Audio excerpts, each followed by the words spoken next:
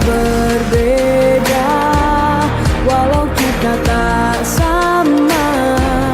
Radio Republik Indonesia, kita Indonesia sesungguhnya.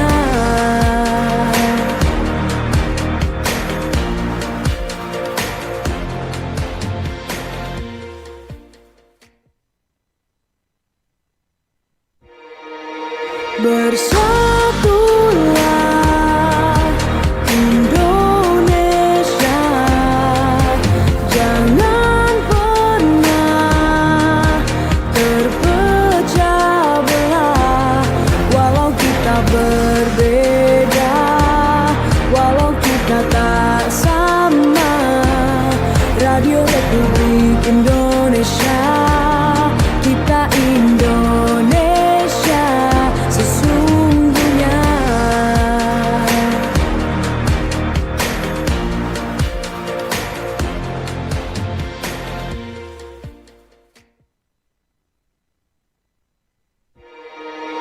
Bersatulah Indonesia, jangan pernah terpecah belah. Walau kita berbeda, walau kita tak sama. Radio Republik Indonesia, kita Indonesia sesungguhnya.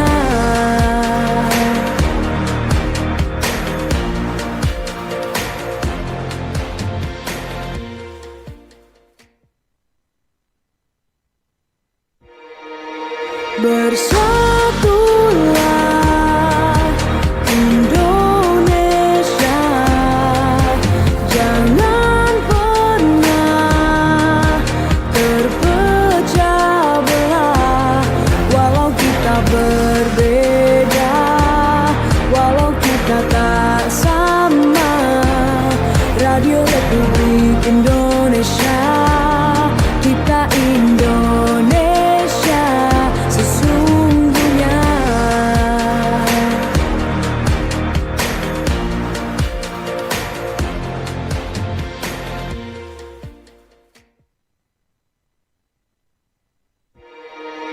Bersatulah Indonesia, jangan pernah terpecah belah. Walau kita berbeda, walau kita tak sama. Radio Republik Indonesia, kita Indonesia sesungguhnya.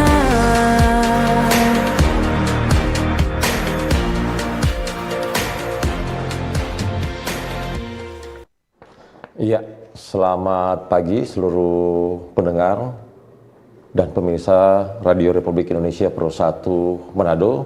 Saya Roy Pesa kembali hadir di ruang dengar Anda dalam program Sulut Bicara. Dan untuk program Sulut Bicara di Pro 1 RRI Manado ini kita mengangkat topik tambang emas, peluang, tantangan, dan resiko. Dan saat ini sudah hadir di studio saya akan mulai di sebelah kanan saya, Bung Yopi Worek selaku pemerhati sosial kemasyarakatan Sulawesi Utara. Selamat pagi, Bung Yopi. Terima kasih, selamat pagi, Bung Roy.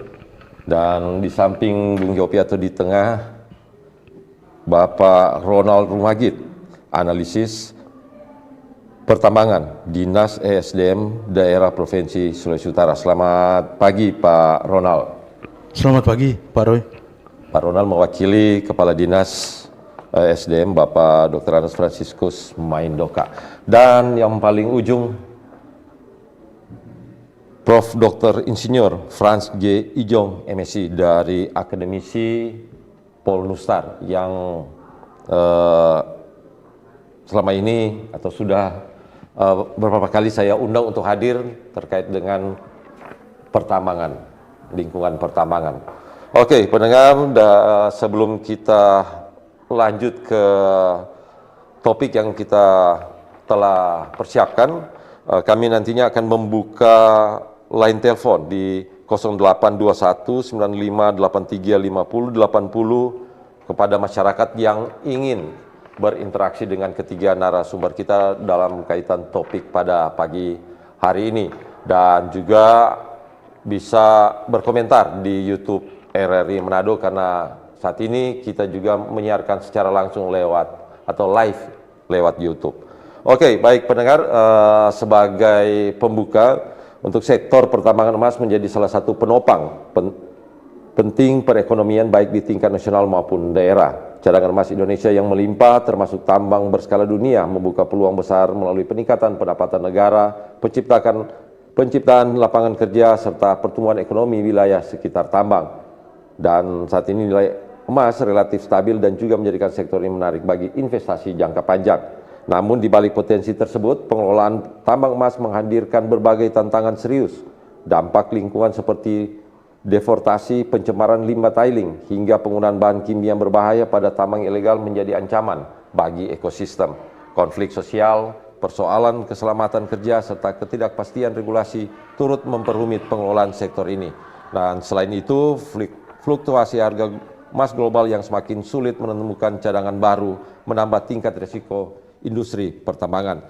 Nah, karena itu penerapan prinsip environmental, sosial, dan governance menjadi kunci untuk memastikan aktivitas pertambangan tidak hanya memberikan manfaat ekonomi, tetapi juga menjaga keberlanjutan lingkungan dan kesejahteraan masyarakat. Oke, kita ke Bapak Ronald Rumagit dulu, mewakili pemerintah provinsi dalam ini Dinas SDM terkait dengan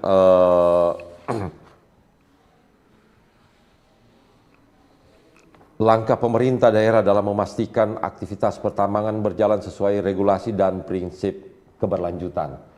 Dalam arti perizinan yang ada yang tanpa harus bersentuhan dengan masalah-masalah sosial kemasyarakatan dan lingkungan. Silakan Pak Ronald. Terima kasih Pak Roy.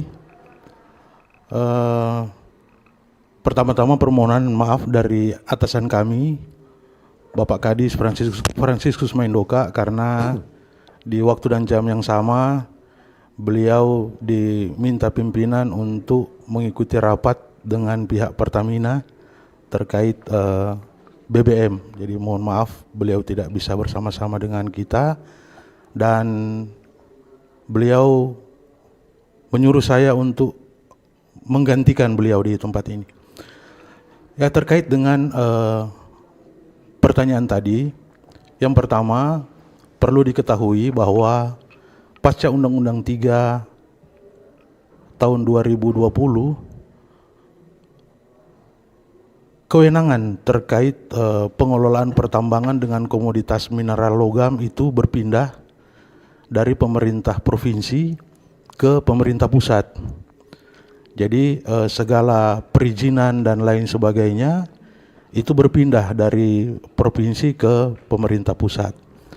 Jadi yang pihak pemerintah provinsi kelola pada saat ini adalah izin-izin yang dikeluarkan oleh kabupaten kota yang masih berlaku sampai dengan saat ini. Nah, tentu saat pengurusan perizinan ini mereka harus melalui tahapan-tahapan berupa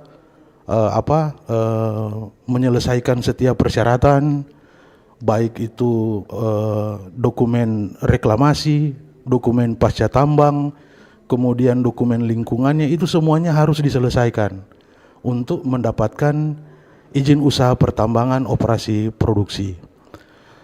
Nah, cuma memang di dalam praktiknya ada memang beberapa IUP itu yang tidak menjalankan. Nah, untuk tugas pengawasan itu pemerintah provinsi bersama-sama dengan pemerintah pusat itu memiliki yang namanya inspektur tambang, Pak. Nah, mereka ini yang bertugas untuk mengawasi kegiatan pertambangan untuk mengikuti prinsip good mining practice dari sektor ESDM, agar supaya pemegang izin ini dia bisa melaksanakan sesuai dengan ketentuan perundangan yang berlaku. Nah, para inspektur tambang ini juga memiliki kewenangan, Pak, bahkan sampai dia bisa mensuspend izin, kemudian merekomendasikan untuk mencabut izin itu.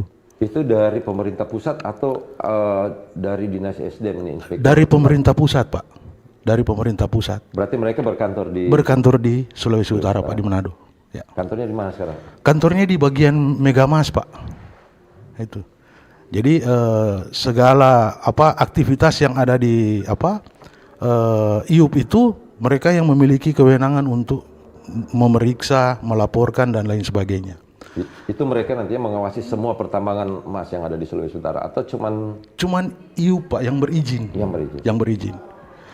Nah, kemudian mungkin dalam waktu dekat kita akan memiliki UPTD pengawasan pertambangan. Ini juga dari pemerintah pusat, Pak. Jadi inspektur tambang ini nanti akan dilengkapi dengan pejabat pengawas pertambangan. Karena ada beberapa aspek yang memang di luar dari kewenangan inspektur tambang itu. Dia nanti akan dilengkapi dengan pengawas pertambangan. Oke. Begitu kira-kira, Pak. Oke, Pak. Kalau untuk tadi kan Bapak menyampaikan terkait IUP. Nah, ini saat ini IUP yang yang legal boleh dikatakan itu berapa banyak di Sulawesi Utara, Pak? Di Sulawesi Utara itu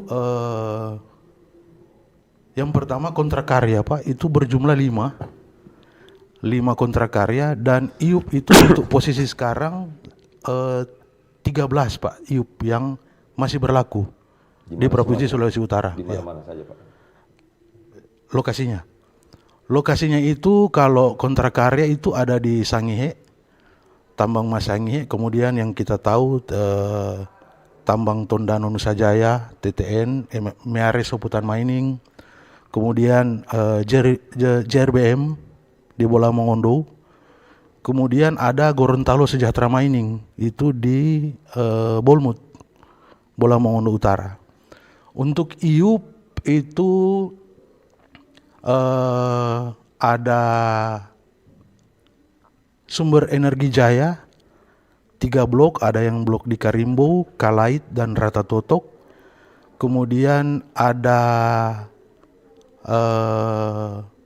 Arafura Surya Alam itu di Bola Mongondo Timur. Kemudian ada Bulawan Daya Lestari yang ada di Bola Mongondo. Kemudian KUD Nomontang di Bola Mongondo Timur di Lanut, Pak. Kemudian KUD Perintis di Bola Mongondo. Kemudian ada IUP Pasir Besi CV Indasari itu di Lolak, Pak. Kira-kira demikian. Berarti ada puluhan yang berizin, berarti banyak juga yang tidak berizin ya, Pak? Iya, banyak juga yang tidak berizin, Pak. Oke, kita ke Bung Yopi Worek selaku pemerhati sosial kemasyarakatan Sulawesi Utara. Ini dari pandangan Bung Yopi, bagaimana dampak sosial dengan kehadiran tambang emas terhadap kehidupan masyarakat yang ada di sekitar tambang, dan kemudian manfaat ekonomi apa yang dirasakan? Apakah sudah adil, dan kemudian konflik sosial apa yang sering muncul di wilayah pertambangan dan bagaimana solusinya, dan kemudian peran apa yang perlu diperkuat agar masyarakat terlibat dalam pengawasan dan pengelolaan tambang yang berkelanjutan. Silakan, Bung. Baik, terima kasih Bung Roy. Sebenarnya kita punya 3 potensi. Pertama, potensi mineral, termasuk emas. Kemudian kita punya laut yang kaya. Tapi juga kita punya tanah yang subur. Kenapa sekarang justru pemerintah menjadi pelopor untuk menggali tambang, sementara pertanian dan kelautan ini dibiarkan? Saya harus mengatakan dibiarkan, karena semangat pemerintah provinsi ini tampaknya ke emas. Menurut saya ini sebuah kekeliruan dari sebuah pemerintahan, karena kita lihat sekarang, Saya ambil contoh kelapa. Kelapa yang luar biasa sekarang harganya, harga ekspor dan seterusnya. Tapi itu terbiar. Sampai sekarang orang Sulawesi Utara itu kelapa cuma sampai di Bakopra. Hanya sampai di Kopra. Ini industri yang sudah sekian ratus tahun hadir di Sulawesi Utara. Tapi sampai sekarang cuma di Kopra. Sementara di tempat lain segala macam produk turunan dari kelapa ini luar biasa. Malah sekarang kita justru berbalik kalau bicara ekonomi sosial. So bukan Bakopra. Banyak orang sekarang petani kelapa jual biji kelapa. Ini kan sebuah langkah mundur. Tetapi di saat bersamaan pemerintah mengambil langkah yang sangat berisiko tinggi. Kita tahu di mana-mana, di negara mana yang namanya pertambangan ini berakibat merusak lingkungan, merusak tatanan, merusak kehidupan sosial. Kita punya banyak contoh negara-negara yang rusak, yang hancur, yang bangkrut hanya karena tambang. Oke, kalau di Sulawesi Utara sendiri sudah ada dampak terkait dengan pertambangan, dampak lingkungan maksudnya. Kalau dampak lingkungan kita kan pernah mengalami apa yang terjadi di Buyat, Nyuman Minasaraya. Ini masih segar dalam ingatan kita. Kemudian yang kedua, sekarang ini di Sangir, di Pulau Sangir, ada pertambangan, saya harus mengatakan itu pertambangan ilegal. Dan dari hasil penelitian beberapa lembaga kredibel sudah mengatakan bahwa perairan di sekitar tambang itu tercemar logam berat. Dengan akibat-akibat yang ya kita bisa tahu nanti seperti apa akibat. Kemudian Bung Roy di Sulawesi Utara ini 10 tahun lalu Boltim, Bolmut, Bolsel, Bolmong tidak pernah kena banjir bandang. Sekarang sudah rutin. Banjir bandang yang luar biasa yang terjadi di Mitra, Boltim, Bolsel, Bolmut, Bolmong. 5 daerah yang dulunya dikatakan relatif aman. Tetapi sekarang karena tambang, karena pertambangan, bobol semua. Ini akibat-akibat yang mungkin tidak disadari oleh pemerintah provinsi. Sehingga dengan gampangnya membawa 232 usulan blok tambang. Dalam kondisi tadi baru 18 izin. Baru 18. 5 IUP, 5 KK, 13 IUP. Sudah seperti ini akibatnya. Belum kalau ditambah dengan 232. Mau jadi apa daerah kita? Mau jadi apa tanah kita? Mau jadi apa laut kita? Tentu ini menjadi sesuatu yang harus diseriusi oleh semua pihak, tidak hanya pemerintah. Kemudian sekarang, tidak pernah terjadi dalam sejarah Sulawesi Utara. Ibu-ibu masuk sampai ditambang di hutan-hutan. Ini apa? Ini sebuah persoalan sosial yang harus ditangani. Emak-emak itu masuk di lubang-lubang hanya untuk mencari sesuap nasi. Saya tidak pernah melarang mereka mencari sesuap nasi. Tetapi marilah kita, masyarakat, pemerintah untuk melihat ini. Ini persoalan serius yang sedang terjadi. Saya mau kutip pesan dari Gubernur Sulawesi Utara almarhum Bapak Sejarantung. Simpan emas itu. Karena ada akibat besar yang akan kita rasakan nanti. Saya kira ini menjadi gambaran. Apa yang kurang dari tanah subur, tanah vulkan di Sulawesi Utara? Oke, Bung Yop, kalau melihat dari upaya atau usulan dari pemerintah provinsi ini justru untuk memberikan legalitas atau hukumlah, kekuatan hukum bagi para penambang. Itu yang dimaksudkan oleh pemerintah provinsi agar supaya ini penambangnya punya legalitas lah dalam untuk melakukan penambangan. Bagaimana kalau menurut Bung Yop? Oke. Legalitas ini kan bukan persoalan legal tidak legal sekarang. Persoalan 18 saja blok tambang sudah hancur daerah kita. Apalagi mau ditambah dengan 63. Jadi 70 lebih. Ingat, Sulawesi Utara hanya 1,5 juta hektar. Posisi sekarang ada sekitar 500.000 hektar yang dikelola di tambang emas, tambang galian C, dan tambang lain-lain. Itu 500.000 hektar. Sepertiga daerah kita sekarang sudah dibongkar dengan tambang. Dalam posisi 18 tadi, belum kalau ditambah 63. Oke. Berapa besar kerusakan nanti? Oke, dari upaya pemerintah provinsi untuk melegalkan wilayah pertambangan rakyat, kalau Bung Yopi seperti itu? Saya tegas saja, strike, batalkan. Oke. Akan ada upaya moratorium untuk ini. Semua pihak, lembaga pendidikan, organisasi kemasyarakatan, mohon untuk menghentikan ini. Oke, baik. Bu Yopi, kita ke Baik, terima kasih. Prof. Ijong, selaku akademisi. Nah ini Prof, dari perspektif ilmiah, bagaimana menilai keseimbangan antara manfaat ekonomi dan risiko lingkungan tambang emas ini. Dan berapa penting penerapan prinsip ESG dan dalam industri pertambangan di Indonesia. Dan mungkin apa-apa saja yang sudah Prof lihat atau nampak terkait dengan pertambangan emas bila masyarakat yang lakukan dan juga perusahaan melakukan. Oke, silakan Prof. Baik, Pak Roy dan pemirsa Sulut Bicara.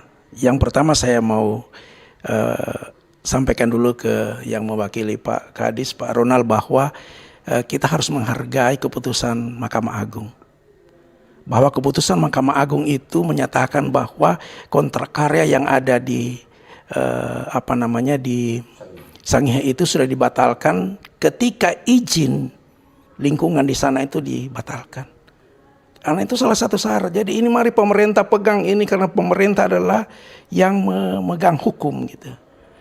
Kalau dari pihak pemerintah terus menggaungkan bahwa di Sangihe itu, maka ini adalah berperlawanan terhadap keputusan Mahkamah Agung. Kita mau jadi apa negeri ini kalau pemerintah sendiri tidak taat kepada aturan hukum keputusan tertinggi, yaitu keputusan Mahkamah Agung tersebut. Itu catatan pertama. Kemudian yang kedua, memang emas ini sangat menjanjikan. Ya, sangat menjanjikan. Kita baca di Alkitab, ya. Bahkan raja-raja Israel dulu itu memang bertaburan emas sampai semegala rupa, itu tidak bisa dipungkiri. Tetapi ingat bahwa kondisi kita berbeda dengan kondisi yang masa lalu.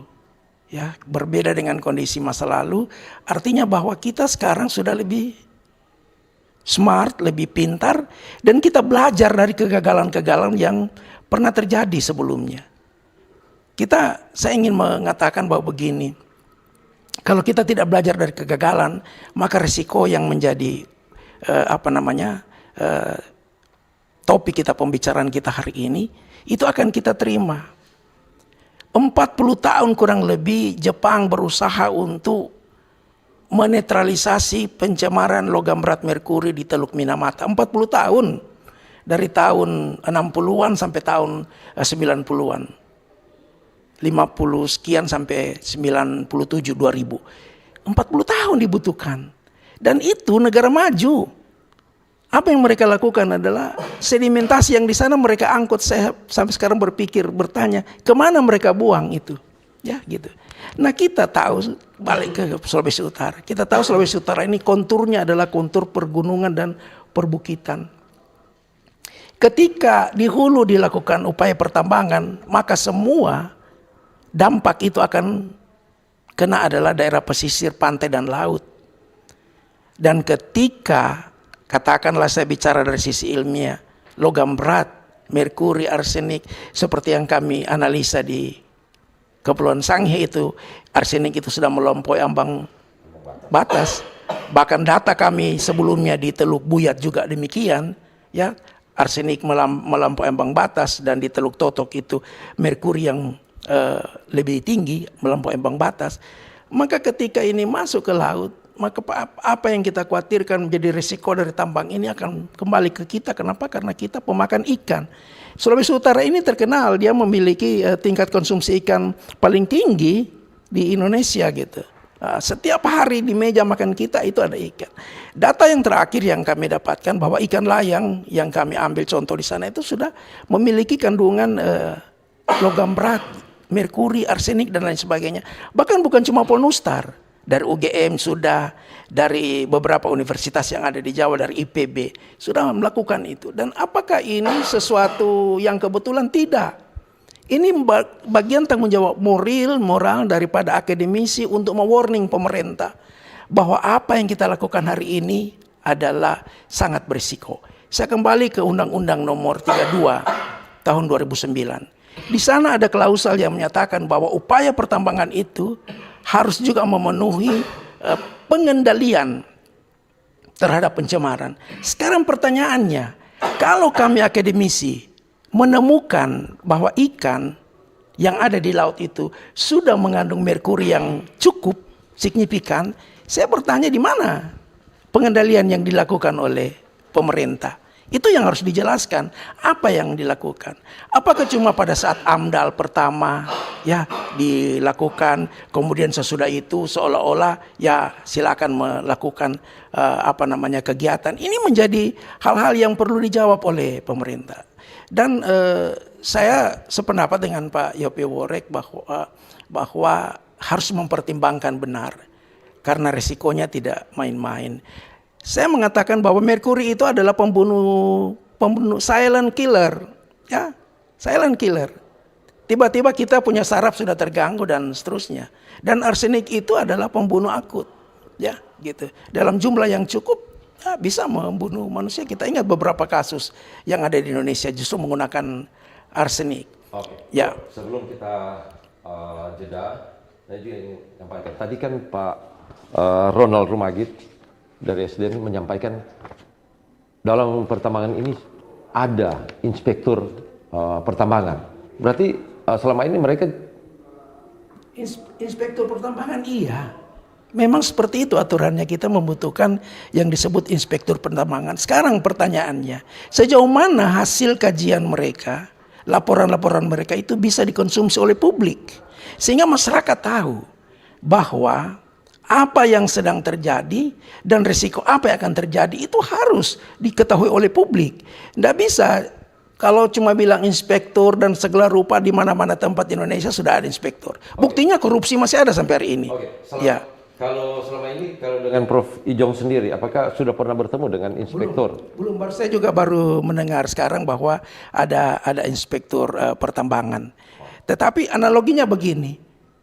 Komisi Pemberantasan Korupsi ada sudah lama, korupsinya masih ada, apalagi dengan inspektur pertambangan. Wow, ya. Dan juga pendengar dan juga narasumber, kita akan break sejenak untuk kita akan mendengarkan yang satu ini. Kanal informasi dan inspirasi Terus Satu.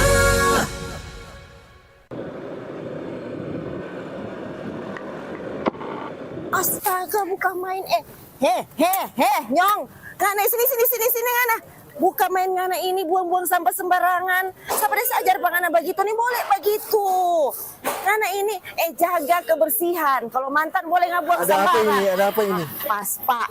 Coba ada lihat apa? ini generasi muda bagaimana ini Pak. Fasung buang sembarang buang sampah. Sembarang buang sampah. Mana tuh sampah dia buang? Itu sana Pak. Coba saya. ambil tuh sampah. Rasa ngana. Adik, Biasa. mau sampaikan bahwa buang sampah itu ada tempatnya. Di sini disediakan tempat sampah. Jadi dilarang buang sampah sembarangan. Apalagi di wilayah tempat kita ini pemukiman masyarakat yang ada. Jadi betul ini apa yang disampaikan oleh Ibu ini. Dilarang buang sampah sembarangan di Kecamatan Languan Timur ini. Ya, boleh silakan buang sampahnya di tempat sampah. Ya.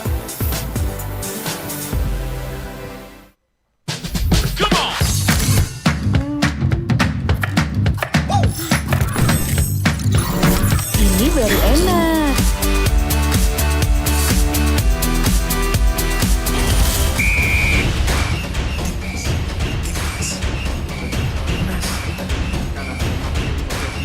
Bentar Mi. Ngapain sih, Pi? Ganggu aja. Lepaskan tenang.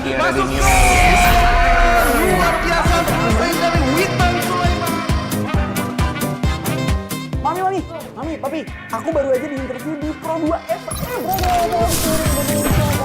Jadi F&B sekarang tuh macam-macam. Kalau sekarang kan COVID-nya juga banyak. Ini baru enak. Aku di Pro 2. Tapi, Devi, Aku di Pro 2. Jangan rebutan.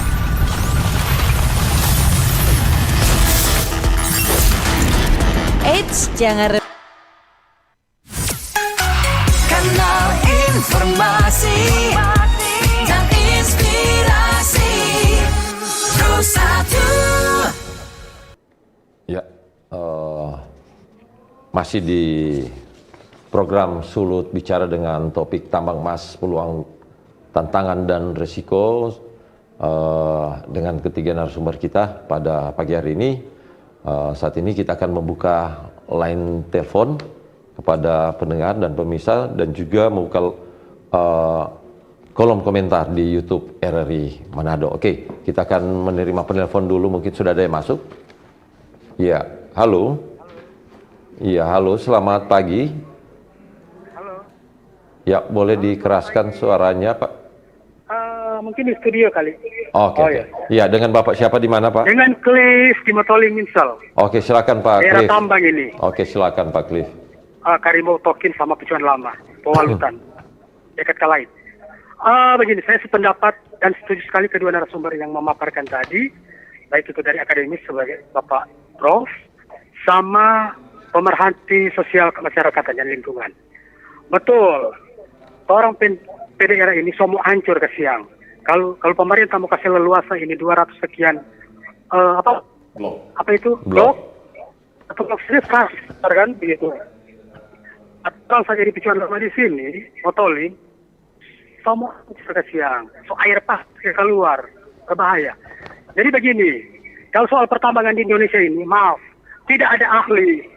Walaupun membaca kecuali dari China atau dari Amerika ataupun dari Australia dan negara negara Kanada.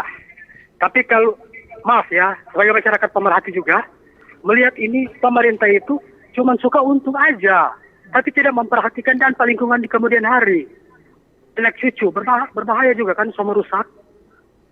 Jadi buat kita, saya menolak kalau seandainya mau beri izin ini ada berapa blok di daerah Sulawesi Utara.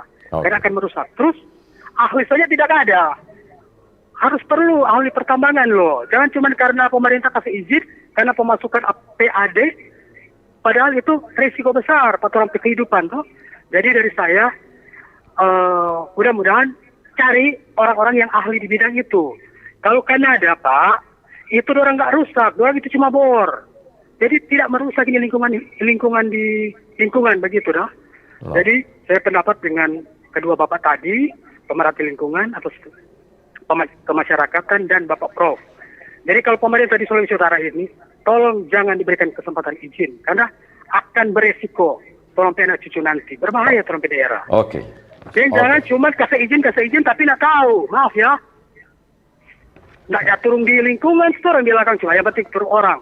Yang penting orang belakang di atas kertas, yang penting ada izin pemasukan dan lain sebagainya. Padahal itu tidak tahu mengenal. Itu saja dari saya sebagai masyarakat kecil, tapi bisa memperhatikan untuk ke depan anak cucu kita. Oke, demikian terima kasih. Oke, terima kasih buat Pak Cliff di Motoling, Kabupaten Minahasa Selatan. Mungkin di belakang Pak Cliff masih ada yang ingin bergabung. Kami memberikan 3 kesempatan untuk penelpon. Oke, sudah ada yang masuk.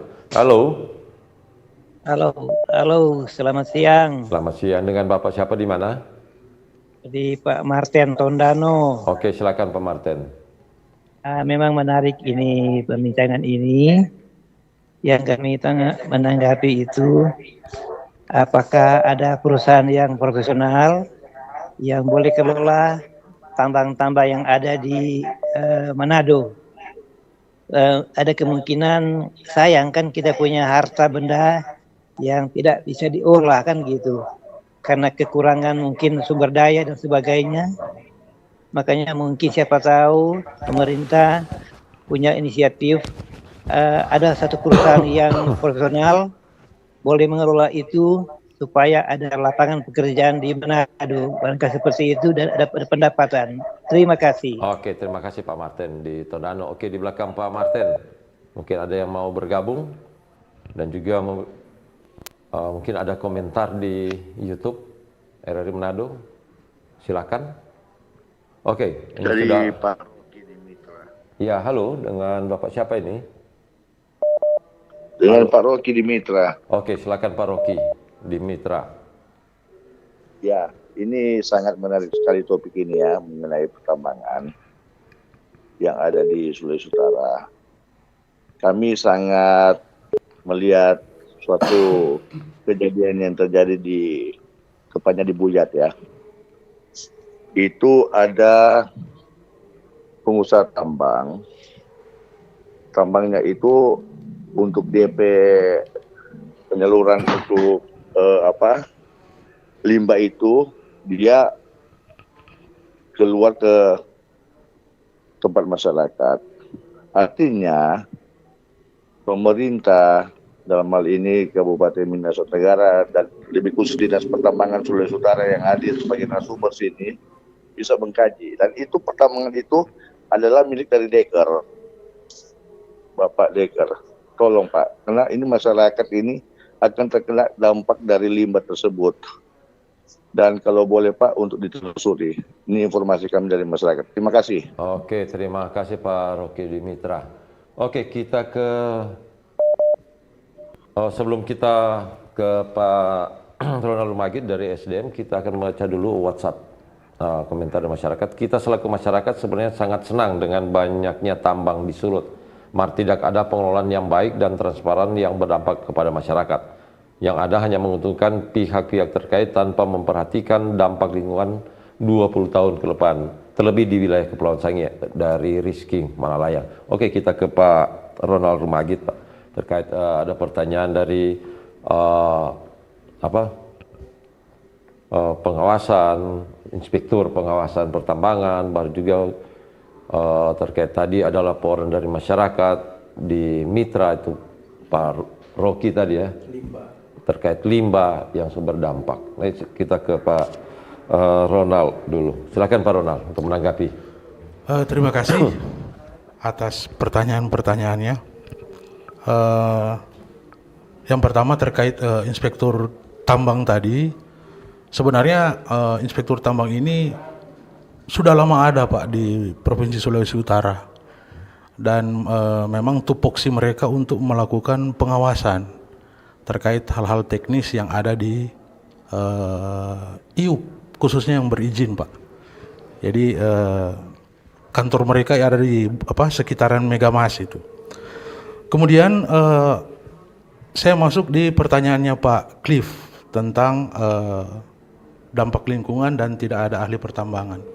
Jadi di dalam proses perizinan Pak pertambangan itu salah satu persyaratannya adalah dia memiliki seorang ahli pertambangan dalam mengelola, mengawasi dan melaporkan. Dan juga di dalam IUP itu memiliki seorang yang bernama Kepala Teknik Tambang. Jadi Kepala Teknik Tambang ini posisinya setengah-setengah, setengah sebagai pemerintah, setengah sebagai orang dari investor itu. Karena dia bisa melaporkan, dia bisa memiliki hak sesuai ketentuan perundangan. Jadi sebenarnya terkait pengawasan itu di dalam lingkar tambang itu sudah ditata Pak. Kemudian untuk terkait lingkungan ya sesuai seperti yang Prof katakan tadi, ada dokumen AMDAL. Nanti dari Dinas Lingkungan Hidup itu mengirimkan para pengawasnya untuk melakukan pengawasan. Sedikit saya masuk Pak terkait peti. Kenapa Provinsi Sulawesi Utara ini mengusulkan blok-blok ini untuk dijadikan WPR? Karena data dari Kemenkumham itu per tahun 2023 ada 60.000 orang masyarakat Sulawesi Utara yang erat kaitannya dan berkaitan langsung dengan peti. Dan data per tahun 2025 cuma 2 tahun ini Pak. Dia melonjak hampir 75.000. Kan apalagi Pak Bung Yopi Ya. bilang tadi kan sampai perempuan sudah masuk. Ya. Kan? Dan pemerintah Provinsi Sulawesi Utara bukan tidak ada tindakan untuk itu. Kami pun sampai melakukan upaya untuk alih profesi Pak. Menyediakan sarana prasarana mereka untuk melaksanakan, misalnya menjadi nelayan disediakan perahu, menjadi petani disediakan sawah, ladang dan lain sebagainya. Cuman karena keuntungan yang begitu besar, bayangkan istilahnya tukang pikul saja itu Pak. Dia bawa dari lubang, itu bawa ke tempat pengolahan, dia boleh dapat dalam satu rate itu sekitar 200 sampai 400 ribu Per hari. per hari, satu kali jalan Pak. Jalan. Jadi boleh dibayangkan bagaimana Pak itu dari sisi pendapatan. Jadi kami mencoba memberikan legalisasi terhadap peti ini agar supaya mudah diawasi. Kan kalau dia sudah menjadi blok-blok WPR, maka aturan pertambangan sudah berlaku di dalam situ. Kita bisa mengawasi, kita bisa memberikan kebijakan misalnya terkait lingkungan dan lain sebagainya. Tapi kalau sekarang masih di dalam lingkaran peti, kita tidak bisa Pak. Cuman tim Satgas misalnya turun, bersih hari ini, besok balik lagi. Tapi yang kalau menurut informasi yang saya dapatkan bahwa untuk wilayah pertamanan rakyat itu justru yang lain itu berada di kawasan hutan lindung.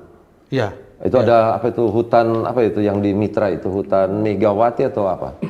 Ya. Kalau khusus untuk kebun raya Megawati tidak ada Pak usulan WPR di situ. Tapi memang dari 223 itu adalah pure yang kita kirimkan ke pusat karena kewenangan kan di pusat ini Pak. Jadi dari 223 itu kemudian dievaluasi sampai dapat nilai 63 yang tadi. Yang nanti rencananya akan masuk dalam revisi WPI itu Pak. Oke, yang penting intinya pasti kan semua masyarakat atau pemerhati lingkungan maupun dari Indonesia berharap jangan sampai justru adanya pertambangan ini justru merusak ekosistem lingkungan, seperti yang terjadi beberapa waktu yang lalu kan. Karena begini, pencemaran utama Pak yang terjadi di Sulawesi Utara ini bukan terjadi akibat dari pemilik iup, tetapi dari peti yang ada, seperti yang ada di Sangir itu. Kan TMS itu belum beroperasi. Dan sedikit informasi terkait TMS ini, jadi yang dibatalkan oleh Mahkamah Agung adalah izin usaha operasi produksinya, sehingga statusnya itu turun satu tingkat menjadi izin usaha pertambangan eksplorasi. Jika mereka memasukkan kembali persyaratan yang ada, dia bisa mendapatkan izin usaha pertambangan operasi produksi kembali. Kira-kira seperti itu Pak penjelasannya. Oke, kita ke Prof. Ijong, karena selain akademisi juga mewakili masyarakat yang ada di Sangir terkait dengan pertambangan. Silakan untuk menanggapi apa yang disampaikan tadi oleh Pak Ronald dan juga aspirasi masyarakat yang tadi lewat telepon dan juga WhatsApp. Silakan. Baik, terima kasih. Mau penambang tanpa izin, mau penambang ilegal, teknologi yang kita punya sekarang untuk penambang emas itu adalah open pit. Artinya terjadi pengerusakan hutan, itu satu. Sesudah terjadi pengerusakan hutan, baru terjadi perubahan kontur perbukitan. Ini yang Bung Yop tadi sampaikan, risiko banjir bandang terjadi dan itu sudah kita alami. Dan yang ketiga, seperti saya sampaikan tadi bahwa semua yang ada di atas itu dalam aktivitas pertambangan, ya logam-logam berat, bahan berbahaya, bahan B3 berbahaya dan beracun itu semua akan menuju ke laut dan risikonya akan kita tanggung bersama. Saya ingin memberikan gambaran, ini ada penelitian ini seorang yang melakukan penelitian tentang bahwa dibutuhkan kurang lebih 250 atau 270 metrik ton sampai 1 juta metrik ton untuk mendapatkan 1 kilogram emas. Kita sudah merusak begitu luar biasa sekali, masif sekali, ya. Tetapi apa yang sudah akan terjadi? Yaitu kerusakan lingkungan gitu. Ini ada tumpang tindih gitu. Ada tumpang tindih dan sangat-sangat ironi di lapangan gitu.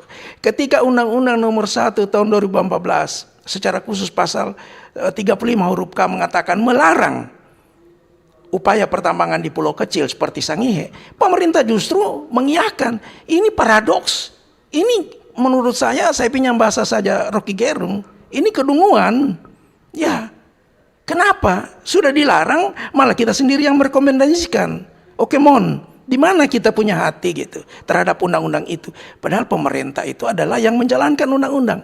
Nah, ke depan saya kira, saya tidak memprovokasi masyarakat, tapi masyarakat smart, mereka punya informasi di media sosial, di internet, mereka tahu bagaimana risiko. Masyarakat memiliki hak untuk mempertahankan keamanan hidup dan lingkungannya. Kita tidak boleh berpikir hanya pada satu sisi kita mendapatkan keuntungan untuk memperoleh PAD yang wow. Sekarang pertanyaan, selama ini ya apa yang sudah diberikan oleh industri tambang emas di daerah kita, tolong pemerintah jelaskan. Oh, kita sudah bangun ini dan itu dan itu. Kemudian hitung dengan kerusakan ekologi yang ada di sana. Hitung dengan dampak yang akan terjadi yang saya bilang silent killer tadi gitu. Kita belajarlah dari peristiwa-peristiwa masa lalu gitu. Saya kebetulan karena memang di Jepang, saya sudah sampai ke Teluk Minamata, memang mengerikan sekali. Apa kekuatan kita? Kita sedangkan banjir bandang aja di Indonesia yang terjadi di Aceh sampai hari ini sudah melewati 3 bulan, tidak pernah kita bisa selesaikan. Bagaimana dengan dampak dari pencemaran logam-logam berat yang akan terjadi di wilayah pesisir? Rusaknya hutan bakau, ya, rusaknya pemukiman dan lain sebagainya. Jadi saya kira resiko ini sangat mengerikan. Kalau Bung Job tadi mengajak kita, mari kita berdayakan potensi sumber daya alam yang Tuhan kasih perikanan. Tahun 2024 itu saya mencatat ada baru dari tuna aja itu sudah kita mendapatkan keuntungan 2,4 triliun gitu. Belum dengan pariwisata bahari. Nah, ketika tambang ini eskalasinya semakin hari semakin besar dengan berapa banyak WPR yang akan nanti, ancaman yang terjadi adalah pada wilayah perbukitan, pemukiman penduduk, pesisir, pantai dan laut, terumbu karang. Akhirnya kita akan mengatakan bahwa selamat tinggal untuk dunia pariwisata karena akan terdampak, selamat tinggal untuk produk andalan Sulawesi Utara. Bukan tidak mungkin, karena apa? Dalam proses rantai makanan di laut, ya, rantai makanan di laut. Ketika itu masuk ke laut, maka pencemaran logam berat itu akan mengikuti alur apa yang disebut dengan pola pencemaran melalui rantai makanan. Dari ikan kecil ke ikan sedang, ikan besar, sampai kepada manusia. Dan manusia yang akhir-akhirnya akan menanggung. Kemudian catatan saya adalah, peristiwa ini tidak terjadi hari ini. Ya, pemerintah termasuk Pak Ronald, termasuk kita yang bicara hari ini. Di kemudian hari 40-50 tahun terjadi, maka kita mencatat sejarah kelam. Dan nama Pak Ronald, minta maaf Pak Kadis, juga ada di sana. Bahwa pemerintah hari itu adalah dengan gubernur, saya sebut Pak YSK, dengan Kadis pertambangan. Dan kita semua akan bertanggung jawab untuk hal itu. Risiko ini saya kira yang harus kita lakukan. Dan saya ingin juga mengajak kita semua, kalau memang kita serius, mari kita kelola potensi yang ada. Pertanian kita tanah subur, kita punya perikanan, punya pariwisata yang sangat luar biasa. Saya kira ini menjanjikan di samping emas. Kalaupun catatan saya sudah ada teknologi untuk penambangan emas yang ramah lingkungan, tolong sampaikan kepada saya. Mungkin saya masih kurang membaca buku. Oke, kita ke Bung Yopi Warek untuk menanggapi 3 pertanyaan dari masyarakat lewat telepon dan juga dari WhatsApp, dan juga menanggapi apa yang disampaikan oleh Prof. Ijong dan juga dari Pak Ronald dari Dinas SDM. Silakan, Bung Yopi. Terima kasih. Saya sepakat tadi ada yang mengatakan bahwa kita tidak punya teknologi. Kita tidak punya sumber daya manusia yang mumpuni untuk mengurus hal yang sedemikian serius, pertambangan emas. Saya kira benar. Jangankan kita bicara tambang rakyat. Mari kita lihat bagaimana konflik terjadi di MSM TTN. Bagaimana rakyat sendiri sudah bereaksi dengan semua akibat blasting yang beberapa bulan terakhir ini dilawan oleh warga di seputaran tambang. Karena ada kegiatan-kegiatan yang memang ya saya harus katakan kegiatan yang berisiko, membongkar, membom lahan-lahan tertentu yang sudah berdekatan dengan pemukiman. Jadi konflik-konflik seperti ini tidak ditangani dengan baik, dengan serius oleh pemerintah. Bahkan aparat penegak hukum justru berada di sana untuk sekedar melindungi korporasi. Ini persoalan kepercayaan masyarakat pada pemerintah terkait dengan persoalan-persoalan konflik pertambangan ini itu runtuh. Karena rakyat teriak-teriak di sana. Rakyat teriak-teriak untuk melakukan perlawanan pada aparat penegak hukum. Itu yang pertama. Kemudian yang kedua, itu tadi benar tadi Prof katakan bahwa tidak ada teknologi yang mumpuni. Semua open pit, semua pertambangan terbuka. Dan alat kontrol, teknologi untuk mengontrol itu tidak ada. Jangankan kita bicara pertambangan tanpa izin, pertambangan sekelas MSM aja itu dilakukan terbuka. Open pit semua dengan risiko-risiko yang luar biasa. Kita sudah mendengar di sana ada ternak-ternak yang mati karena pencemaran. Saya harus kembali mengatakan bahwa negeri kita ini terlalu kecil untuk tambang 232 blok. Hanya 18 sekarang yang beroperasi plus tambang liar sudah hancur begini. Apalagi mau ditambah dengan 232. Saya mempertanyakan visi atau bijaknya pemerintah untuk menghadapi ini. Jangan serakah dengan sumber daya mineral. Kita masih punya sumber daya alam yang luar biasa. Perikanan kita tadi sudah dijelaskan oleh bahwa kita tidak memaksimalkan. Kita lihat aja Pelabuhan Bitung. Mana perikanan yang luar biasa. Kita lihat aja di Sangir. Mana perikanan yang luar biasa? Tidak ada. Sampai sekarang minta maaf, saya harus mengatakan rakyat bikin ikan garam. Ini kan sebuah ironi. Kita punya kekayaan yang luar biasa tapi rakyat cuma bikin ikan garam, ikan asin. Begitu juga pertanian. Sampai sekarang rakyat cuma bikin kopra. Mana kehadiran pemerintah di tengah-tengah potensi yang luar biasa? Kenapa mau yang instan menggali emas? Dengan resiko yang, apakah pemerintah menyadari resiko-resiko yang disampaikan tadi? Dari sisi ilmiah, ada banyak penelitian, pencemaran, ada banyak pengalaman yang nyata di depan mata kita. Banjir bandang. Ini di mana pemerintah, kehadiran pemerintah di tengah-tengah persoalan ini? Kita harus, sebagai rakyat kita harus tanya, kita harus minta itu mana keberpihakan kalian terhadap masa depan. Ini soal serius loh. Bukan soal sekedar kesejahteraan pendapatan asli daerah. Apa itu kesejahteraan? Kesejahteraan 1 tahun, 2 tahun? Atau kematian untuk 20 tahun, 30 tahun ke depan? Itu yang dipahami kesejahteraan. Saya kira terlalu naif, terlalu sederhana. Kalau kesejahteraan hanya diukur dengan periode 5 tahun jabatan seseorang. Oke, baik. Pendengar dan juga ketiga narasumber mengingat waktu kita yang terbatas, kita langsung saja ke closing statement. Mungkin ada yang mau disampaikan. Kita mulai dulu dari Prof. Ijong, kemudian ke Pak Ronald Rumagi, dan kemudian terakhir ke Bung Yopi Warek. Silakan, Prof. Saya ingin mengatakan bahwa mari kita taat undang-undang. Khusus untuk Sangihe, taat Undang-Undang Nomor 1 Tahun 2014. Pasal 35 huruf K yang melarang di sana aktivitas tambang. Jadi titip saya ke pemerintah provinsi lewat Pak Ronald, kalau di sana masih dilakukan, maka itu adalah perlawanan pemerintah terhadap undang-undang itu sendiri. Kalau pemerintah sudah melawan undang-undang, maka ini bahaya. Kemudian resiko pencemaran logam berat kita tidak bisa kontrol. Oleh karena itu mari kita aware agar supaya kita tidak mengalami apa yang sudah pernah dialami di beberapa tempat. Yang contoh nyata kita yang paling dekat adalah Buyat dan juga Minamata Jepang. Saya kira seperti itu. Oke, kita ke Pak Ronald Magid. Silakan Pak. Terima kasih. Usulan dari WPR yang merupakan program utama dari Bapak Gubernur itu memiliki tujuan yang sangat jelas, yaitu untuk memberikan kepastian hukum bagi para penambang liar yang ada di Sulawesi Utara.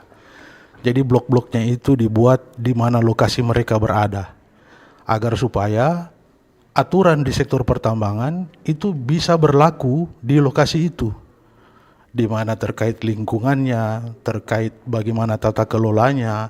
Kemudian kita harus memacu mereka agar supaya berkegiatan berdasarkan good mining practice yang ada. Nah, di situ pun nantinya pasti kita akan melarang penggunaan merkuri. Karena memang merkuri ini sudah dilarang semenjak tahun 2017 digunakan di sektor pertambangan. Cyanida masih bisa? Cyanida bisa. Jadi ada ratifikasi Minamata di tahun 2017 mengenai larangan penggunaan merkuri. Nah, jadi merkuri yang ada sekarang ini ya dari sebagian besar dari penambang emas tanpa izin ini.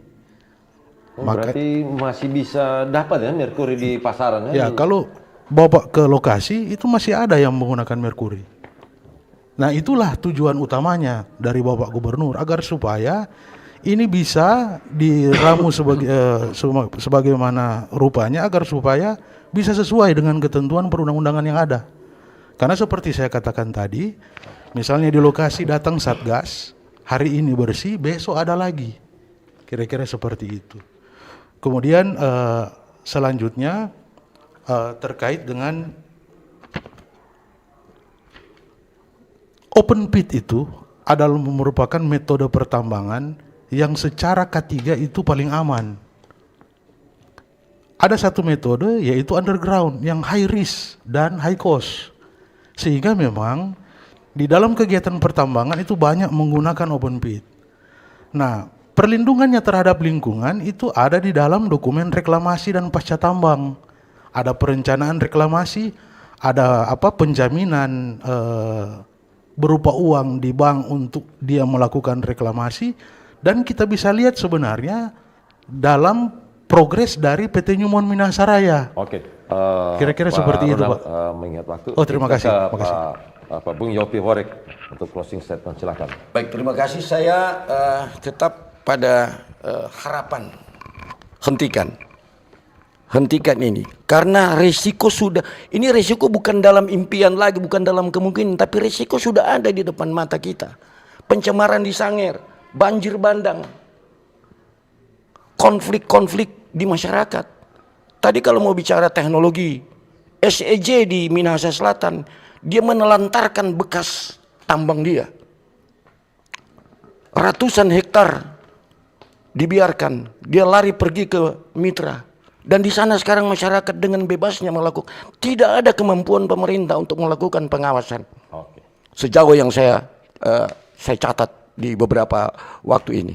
Oke, terima kasih. Oke, baik pendengar dan pemirsa Pro 1 RRI Manado, demikian dialog sulut bicara dengan topik tambang emas, peluang, tantangan dan risiko telah Anda dengarkan berbagai tanggapan dan juga masukan dari masyarakat.